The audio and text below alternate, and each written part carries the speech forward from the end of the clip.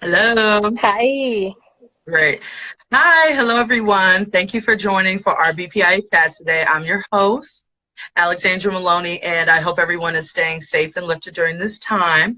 The purpose of this series is to share the experiences and insights of members of the international affairs community and to hopefully inspire the next generation to explore opportunities in the fields. Also, the thoughts and views of our guest speakers are their own and do not reflect the views of BPIA. And we are currently streaming live, and this talk will be posted on our IGTV and our YouTube channel. So if you haven't already, please follow Black Professionals in International Affairs. Our handle is at IABPIA, as well as you can follow our guests, whose handle can be found on their flyer on our page. And lastly, we encourage viewers to chime in below in the thread with questions and comments. So without further ado, I will introduce our guest speaker for today, Naya Cheatem, who has professional experience working in the public and the private sector. Most recently, she contributed to Marriott's International Digital and Marketing Strategy. Naya has interest in sharing her marketing abilities in the entertainment and fashion industry and enjoys peer mentoring. Naya is a graduate of the University of Iowa with her MA in Strategic Communications and BA in Mass Communications from Frostburg State University. She also played volleyball abroad for the USA International team. So please join me in welcoming Naya. Hi. Hello, hello. So I'd like to start off by asking, how is the COVID-19 situation currently affecting you and the work that you do in your industry? As Alex mentioned, I do work for Marriott International, but as you know, the hospitality industry is being hit very hard right now. So Marriott has chosen to furlough hundreds of thousands of employees. So this is really impacting me personally and people in the hospitality industry. But as the industry as a whole, I don't think it's really impacting those like the food industry, stores like Walmart and stuff like that. So marketing for them is still going strong, as well as the clothing brands as well. You know, Fashion Nova is still marketing strong. So thriving, if you will. Thriving. So tell us more about what got you to where you are today, and what sparked your interest in the marketing and the communications field. Yeah, so during undergrad, I studied mass communications just because it was broad. Before declaring that major, I studied regular communications, which included speech. Quickly learned that is not what I wanted to do. I am not a public speaker, so I quickly switched to the digital print world. I beg to differ, but continue. Thank you. So I quickly switched to mass comm because I wanted to be in the digital space, but little people know that it's more than just digital. It's radio, it's print, it's everything. So that really grabbed my attention to studying communications and marketing. But I did 3 internships in undergrad, starting with State Farm. At a State Farm agency, I did marketing and social media, which is a great foot in the door for having that corporate kind of footprint and experience. And then I also did social media for my school, Frostburg State University, which was so awesome and so helpful, and opened a door for me to work with a student housing company that was off campus. So my manager actually got me that kind of internship within my internship for the school. So I helped the CEO kind of build his digital presence and help him manage the social media on his own, so that when I left, he was able to do it on his own until somebody else came along and did it for him. After graduating undergrad, I got my first job, which was not what I wanted to do at all. So I worked at an insurance company, and I was basically sitting there in a cubicle crunching numbers all day at a high level, and that is nothing at what I wanted to do. So one day I was sitting in my little cubicle, and I was like, I should apply to grad school. And my mom was like, what are you thinking? And I'm like, just go with it. So I applied to grad school, and I ended up getting in. And around that same time, I got my first job at a marketing firm. So that was very very different for me. It was a lot. It was a lot to process, but it ended up benefiting me in the long run. So working at the marketing firm, I did public relations, and it was a small agency of less than 10 people. So I was really doing public relations, marketing, communications, all of the above, which really helped me in the long run and learning and gaining experience in such a short amount of time. And then a year and a half later, I applied to Marriott, and I didn't get the position that I initially applied for, but 3 months later, they called me back and was like, we have this role, and we think you would be a great fit for it. So I ended up getting that role, which was way closer to what I wanted to do than the first role that I initially applied for. So within Marriott, I was doing internal communications. It was global communication. So on a day-to-day basis, reaching out to thousands of employees around the globe and making sure that they know what's going on within the company. Great. Thank you for sharing that. So what are some trends in the public relations and the media realm and the communications realm that you think we should be aware of? You know, are we going more towards a digital direction, or things still being done in print? Like, what are some trends that you see? Yeah, so move forward? As you know, as we talked about, the virus is really putting a pause on the economy. So some companies have adjusted to it and others have not. You have companies, like I mentioned, like Fashion Nova, that are thriving, sending out text messages, saying that customers should spend their stimulus checks on their products, which people made fun of, but actually thousands of people actually did. So it was a risky move on their part, but it created the temptation. And that's what marketing is about, is creating that temptation, getting it in people's heads. So it's a thought. At first it's a thought, and then they think about it again. They're like, oh, I should do that. And then I also saw another commercial for SPCA, urging people to give them $20 a month to help animals. People aren't really going to do that right now because it's not benefiting them during this pandemic. Does clothing really help them during this pandemic? Not necessarily, but people are more likely to invest in themselves during this time than anywhere else. So it's all about knowing your audience and thinking as if you are them. That is the biggest trend right now, since that's what's happening in our world right now. Just making sure that you know how to target your audience during this pandemic. Great. Thank you for that. Hi, everyone who's joined in. We are here with Naya, who is here representing Marriott International, well, representing herself, but has experience in Marriott International. So please feel free to drop any comments or questions that you may have below in the Dropbox. So I also saw that there was one question from a fellow, and I'd like to shout out our BPIA members and speakers who are in the thread right now. I see Real Recollective, who spoke last week. Hey, how you doing? Vannery is here, who is a BPI board member, and she's speaking later on today about finding your authentic voice. And then I also see Marielle, who will be speaking next week, and she's also an active member of BPIA. So giving you guys a little bit of a shout out. And Vannery is asking, what makes an individual most successful in your field?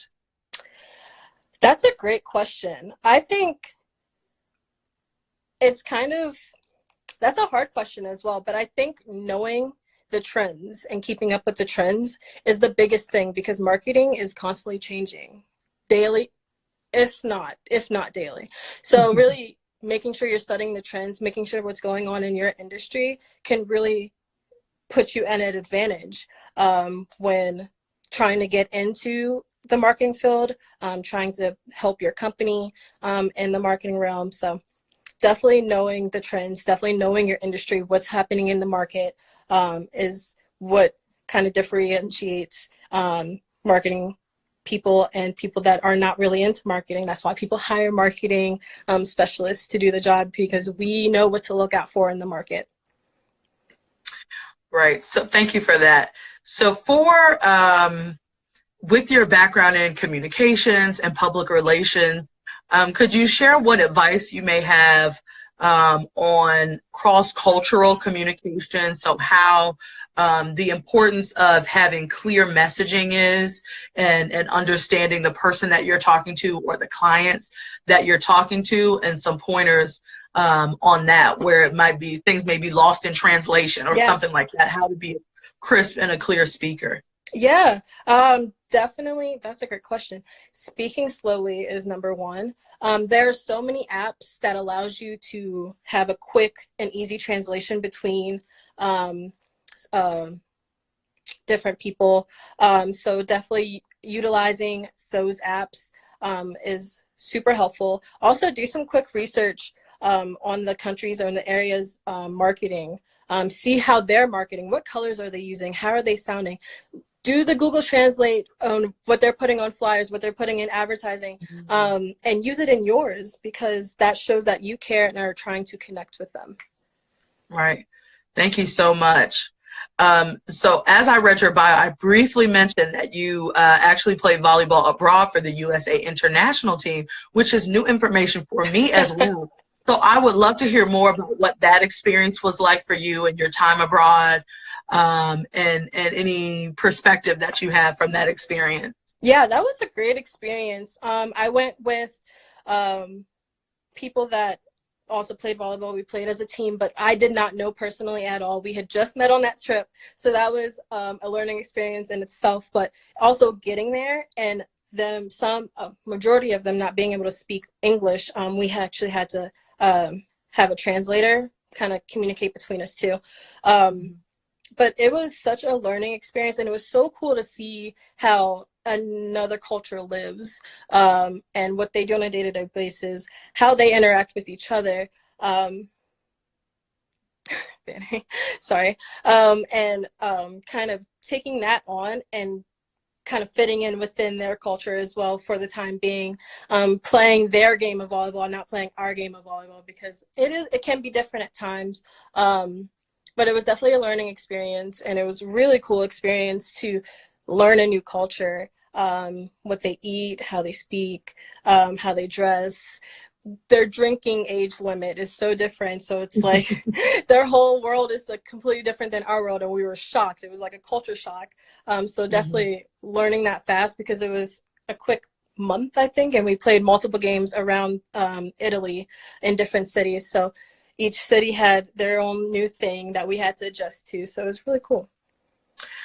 And have you seen any impact on those international experiences on you as a person? You know, generally folks, when they think of international experience, they think, oh, we'll only study abroad, or, or vacation. But we want to highlight that there are other opportunities and other experiences that may exist, whether through like athletic opportunities as well, or otherwise. So have you seen those experiences kind of affect you or impact you in your day-to-day life, or, you know, things about your patience or flexibility during challenging or frustrating situations? Yeah, it definitely teaches you patience, because then again, they don't speak English. And as Americans, we tend to think everybody speaks English. So you have to sit there and you have to be like, you have to speak slowly. You have to use those quick apps that translates really fast, so that you can understand them and they can understand you. And since then, that was 2015. So many more apps have came about, and apps have evolved so that the timing is even faster than before. But definitely it taught me patience. Even professionally, it taught me to think outside of the US marketing, because America is kind of the pinpoint for everything. So we tend to think the world revolves around us, without thinking that there's a whole other world out there. So kind of getting that outside perspective definitely helped me professionally, and what I do and how I think. Because if you are a global company like Marriott, you can't just think about the Americas. You have to think about how somewhere like Dubai has rules against certain things that we can't do. So we have to create two marketing initiatives to target that and target how we do things as well. So just patience, learning how to kind of quick thinking type of thing, so you can adjust to different cultures. Thank you for that. And on the topic of international marketing, did you have any points or any perspectives on, because for some folks, and hi everyone who joined the call, thank you for being here. Please feel free to put comments and questions in the thread below. For some folks who may not see the connection between, you know, the marketing industry or communication industry, public relations, and the international arena or foreign policy even, do you have some perspective on that or tying that in, how those two things are related? Yeah, so in foreign policy and marketing, you have to know how to address the digital divide and how to market to different types of people, whether that be low income group, which is different than how you would market to a higher tax bracket. How you market here would be different than how you market in Italy. How you market to young professionals may differ than how you market within older groups. So, I mean, people are giving up on print, which in return is excluding a lot of people that cannot afford technology. So low-income shoppers are not always just concerned about the cost of a service or product. They often perceive the value and the benefits that they'll receive as nearly as important as, or less than important than, the price. For instance, low-income consumers are usually willing to buy products and services that lead to a career educational advancement, according to the Harvard Business Review. So while you're thinking that it's a waste of money to invest in print, it's actually beneficial to gain that audience. Print will never go out of style, in my opinion. You have to put money towards advertising in newspapers, people are advertising on satellite radio, but forgetting the FM, AM radio, magazines, bus stations, anything else that isn't necessarily digital, because it can really expand your audience and hitting those people that are not necessarily being hit or not necessarily being represented in marketing.